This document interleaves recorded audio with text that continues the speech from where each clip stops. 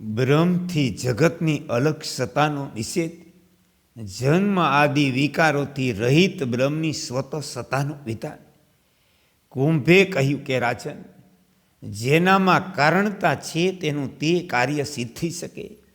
વાસ્તવમાં જે નિર્વિશેષ બ્રહ્મ છે તે તો કોઈનું કારણ નથી. પછી તેનાથી કાર્ય થશે કઈ રીતે? જે કાર્ય કારણથી ઉત્પન્ન થાય તે કારણ જેવું હોય છે, જે અહીં ઉત્પન્ન થતું નથી તેમાં સરખાપણું આવશે ક્યાંથી? તમે કહો તો ખરા, જેનું કોઈ બીજ જ નથી તે ઉત્પન્ન કઈ રીતે થશે? જે વસ્તુ અતર્ક્ય અગમ્ય નિર્વિશેષ છે તેમાં બીજ ક્યાંથી હોય?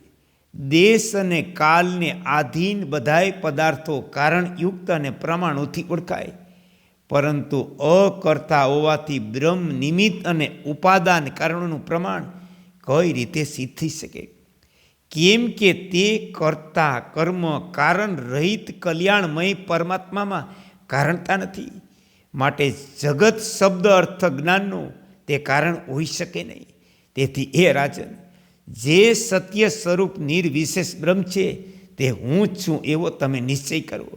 આ દસ્ય જગત અજ્ઞાનીઓની દૃષ્ટિથી સત છે, કેમ કે તે એક અદિતિ ચિન્મય અજર શાંત નિર્વિશેષ બ્રહ્મ વાસ્તવમાં પ્રમાણિત છે.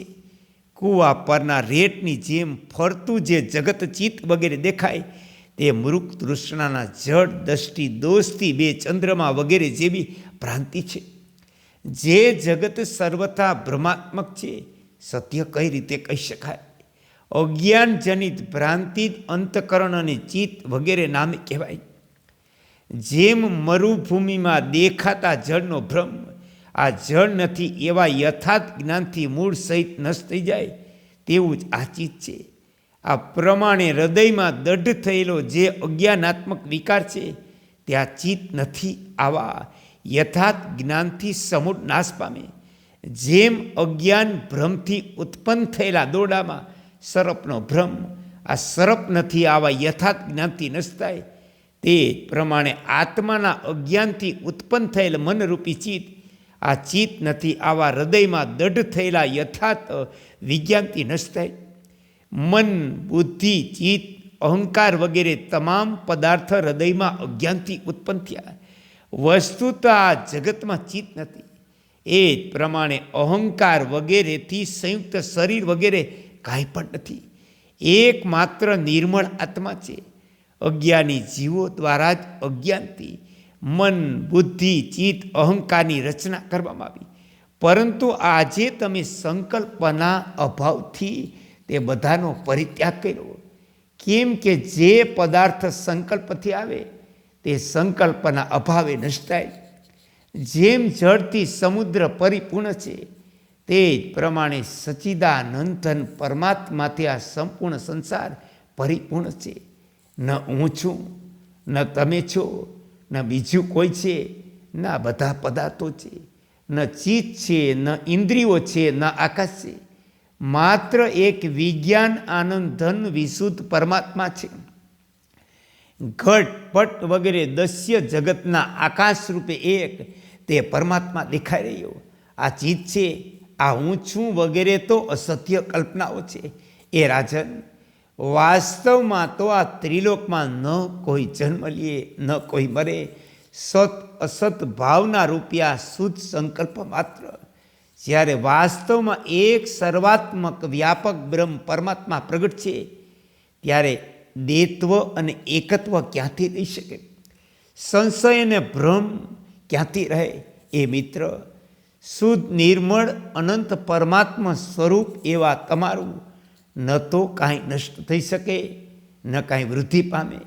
કેમ કે અજન્મા અજર અદિતિ વિશુદ્ધ સદા એકરૂપ ચિન્મય સંકલ્પ રહિત અને સત્ય સ્વરૂપ વસ્તુ છે તે જ પરમાત્મા તત્વ. શ્રી વશિષ્ઠજી કહે, એ રઘુકુળ ભૂષણ રામ, આવા કુંભના સ્વાભાવિક બોધથી રાજા શીખી ધ્વજ તે ક્ષણે સ્વયં આત્મપદમાં સ્થિત થઈ ગયા. પછી તો તેમના મન અને નેત્રનું કાર્ય બંધ થઈ ગયું. વાણી શાંત થઈ ગઈ. તેઓ ધ્યાનસ્થ થઈ મનન કરવા લાગ્યા. તે સમયે તેમના શરીરના બધાય અવયવો એવા નિશ્ચળ થઈ ગયા જાણે પથ્થર પર કોતરેલી કોઈ મૂર્તિ હોય. એ મહાભાવો, ત્યાર પછી 2 જ ઘડી બાદ જ્યારે તેમનું ધ્યાન છૂટ્યું, તેઓ ખુલ્લા નેત્રોથી કુંભ સામે જોવા લાગ્યા. ત્યારે કુંભ રૂપિણી ચૂડાલાએ રાજાને પ્રશ્ન પૂછવાનું શરૂ કર્યું. કુંભે પૂછ્યું કે રાજન, અત્યંત પ્રકાશમાન, શુદ્ધ, વિસ્તૃત, નિર્મળ તથા જે નિર્વિકલ્પ સમાધિમાં સ્થિત રહેનારા યોગીઓ માટે સુંદર શયા જેવું છે, તે આત્મપદમાં તમને આનંદપૂર્વક વિશ્રાંતિ પ્રાપ્ત થઈ ચૂકીને તમારું અંતઃકરણ પ્રબુદ્ધ થઈ ગયું. તમે ભ્રાંતિનો પરિત્યાગ તો કર્યો ને, જ્ઞાતવ્યનું જ્ઞાન પ્રાપ્ત કરી લીધું અને જોવા યોગ્ય વસ્તુ જોઈ તો લીધી. શિખિતવત બોલ્યા કે ભગવાન, તમારી કૃપાથી મને મહાન પદવીનો સાક્ષાત્કાર થઈ ગયો, જે સર્વોત્તમ આનંદની ભૂમિકા, સઘળાય ઉત્કર્ષોની પરાકાષ્ઠા છે.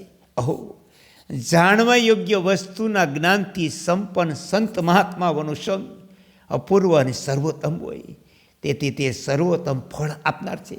એ પ્રભુ, જે મહાન અમૃતની પ્રાપ્તિ મને સંપૂર્ણ જીવનમાં થઈ નહોતી, તે આજે તમારા સમાગમથી અનાયાસે સુલભ થઈ ગઈ.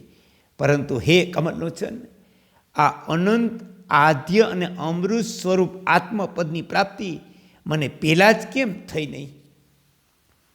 ઓમ શ્રી પરમાત્માને નમઃ. ઓમ શ્રી યોગ વશિષ્ઠાય નમઃ.